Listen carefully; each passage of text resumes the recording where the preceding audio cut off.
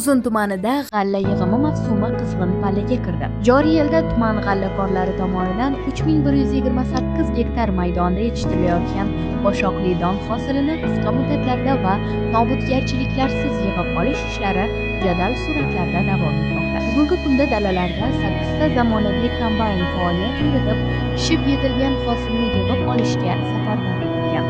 Mavsumni ishqoqlik bilan tashkil etish maqsadida 7 ta o'rim yig'im otryadi shakllantirilib, mexanizatorlar, harbiy uchun barcha zarur sharoitlar yaratilgan. Tumandagi g'alla maydonlarida o'rtacha hosildorlik 95 sentnerni tashkil etayotgan bo'lsa, ilg'or fermer xo'jaliklarida bu ko'rsatkich 100-110 sentnergacha yetmoqda.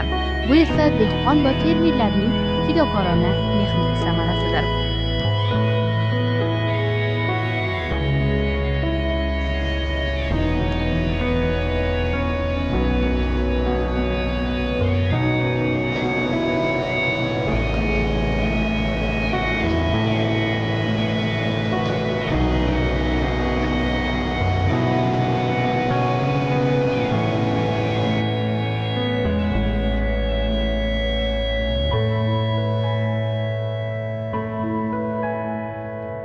Ayni kunlarda dalalarda har bir daqiqa g'animat.